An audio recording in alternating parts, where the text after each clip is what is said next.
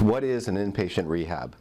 So this provides a mechanism for a user, whether it's alcohol or drugs, to get off of it, to abstain, but not only just abstaining, but also to learn new ways of life, new ways of coping with stress. That's the general idea, is to get them out of their element, because it's very hard to quit when you are still in your normal living environment.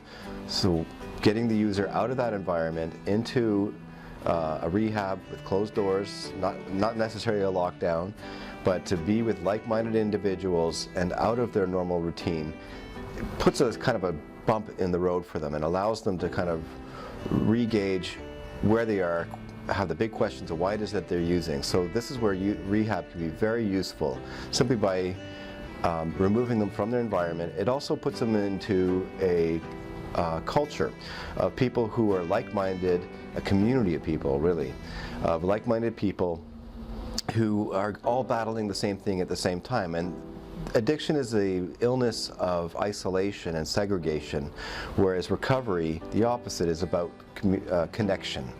And rehab allows for connection.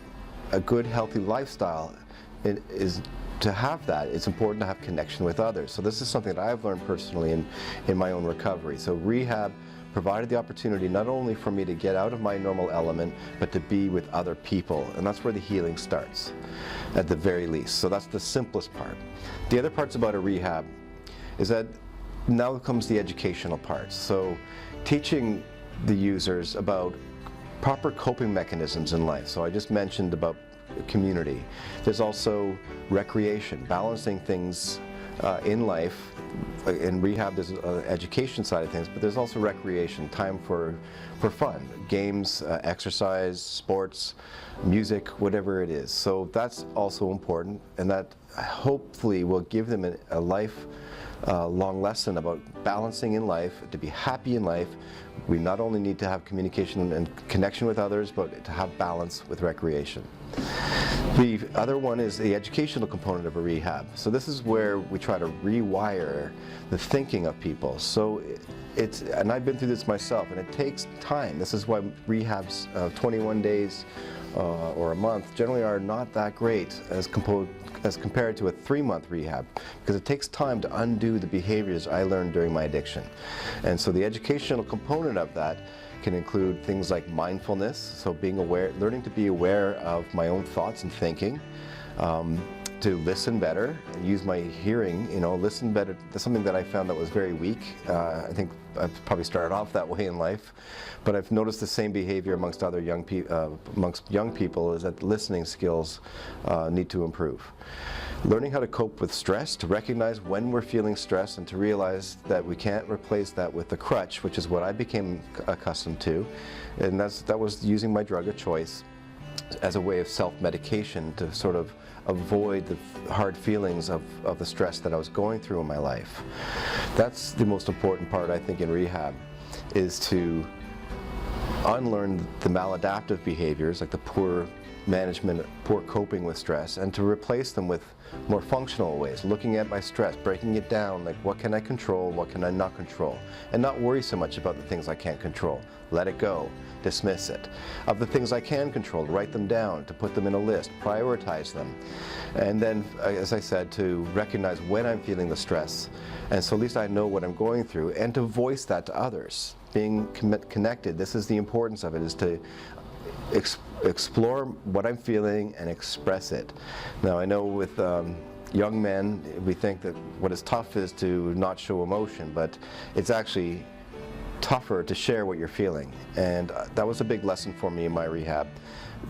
Somehow it dawned on me that people can lecture me and criticize me for my opinions, but they cannot lecture me or criticize me on how I feel. And sharing my feelings about especially when going through a hard time, that takes guts, takes effort. But by sharing how I'm feeling, it takes the edge off on me. It allows me to start healing. Something happens when I share my problems with people. Mindfulness is another way of being aware of myself and being aware of others. It helps take the edge off. Meditation is another one.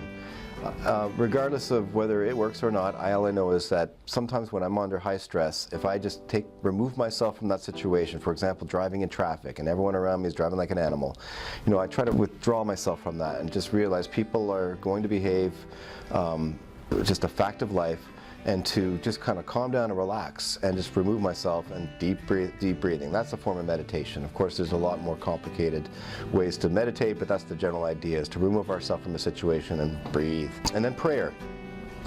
Regardless of being religious or not, for some reason, prayer seems to take the edge off. Again, it helps to dispel or to disassemble some of the stress that I'm feeling in life. And in those moments where I'm going through hell and I'm scared, you know, there was a time I sat in a prisoner's box and didn't know about my future. I was totally uncertain. Well, guess what? I was praying. So, you know, that's one extreme. But I've found that when I was going through very difficult times in rehab, so that sometimes just a prayer in my own style, not a religious way, helped just take the edge off. That's the whole thing that I like to bring up, is that that's prayer, meditation, and mindfulness are some of the tools that we can use.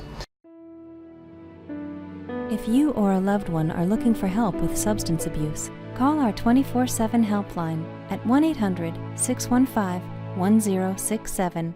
A caring addiction advisor is awaiting your call.